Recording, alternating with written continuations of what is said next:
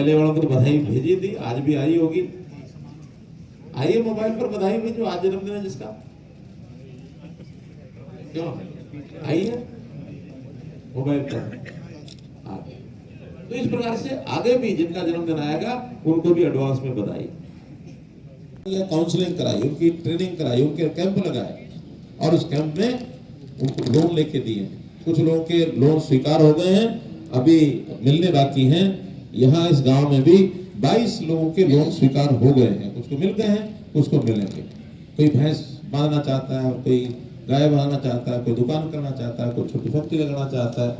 50,000 से लेके 2 लाख रुपए तक का लोन ये बैंकों से हमने दिलवाया। बनी हुई है जिसका अभी पेंशन नहीं बनी है, ऐसे कौन कौन है? तो मैं ये कह रहा था कि फैमिली आईडी का एक नुकसान तो ये हो जाएगा कि आपको किसी को सरकारी स्कीम नहीं मिल पाएगी, अगर नहीं बनवाई है तो। बनवाई है तो तुरंत मिलेगी, हर जगह पूछेंगे फैमिली आईडी बताओ।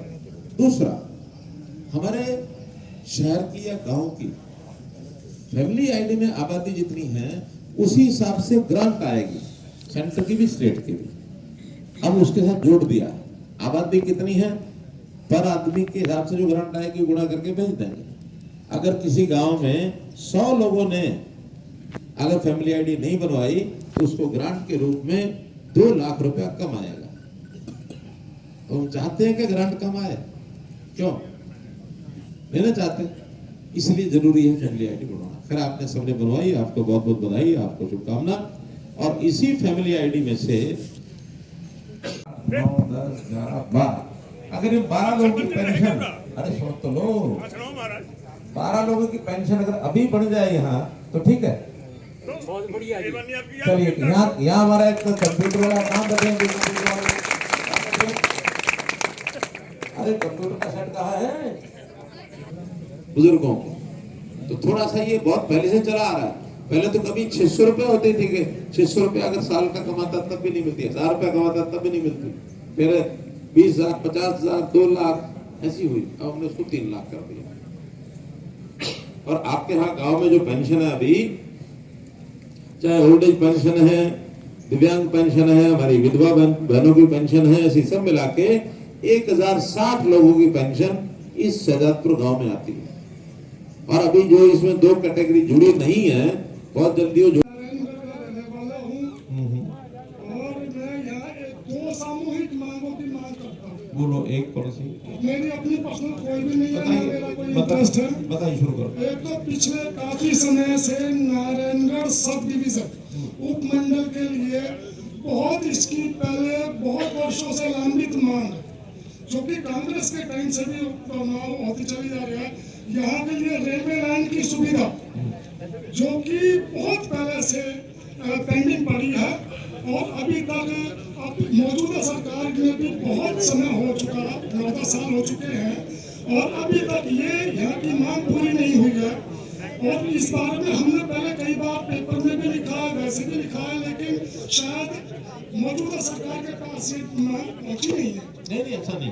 तो इसके बाद में मैं ये चाहूंगा कि in the public interest of Naraingarh उपमंडल, इसके लिए यहाँ पे 25 तारीख को चोरी हुआ गेट का, ये 28 को है। आगे बताओ किसके ऊपर शक है, किसको बचा रहे हैं? नहीं, मेरी सुन लो जनाब जी।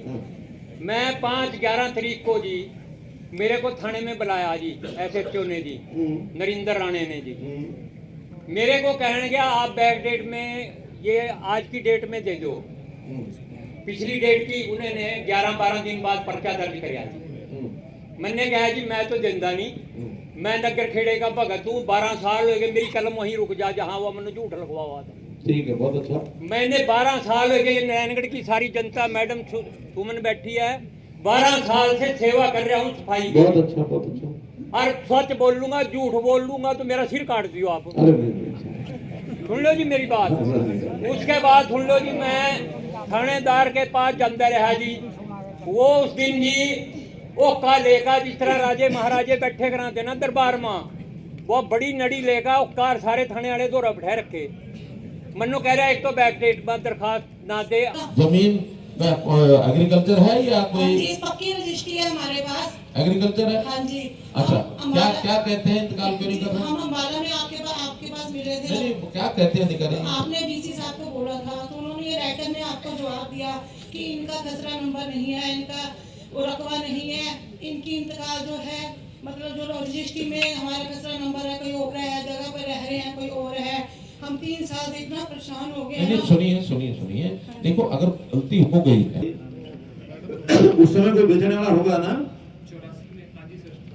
लेकिन आपसे अगर हल निकलता तो निकालो सर। और नहीं तो कमिश्नर कौन है? डिविजनल कमिश्नर मैडम है।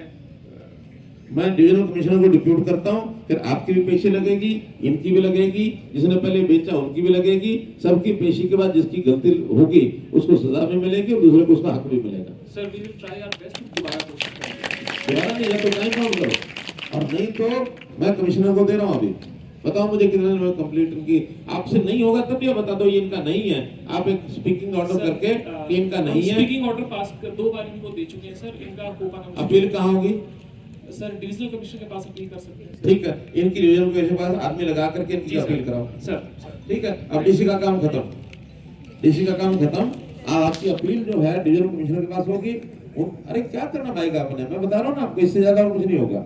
आप अब इनके पास मत जाना। डिवीजन कमिश्नर मैडम है, उनको अपील आपकी ये करा सहायता करेंगे अपील में। अपील करके और उनको जरा ये जरूर निवेदन कर देना कि महीने में 2 महीने में इनके कागज सारे मंगा के इसको फैसला करें।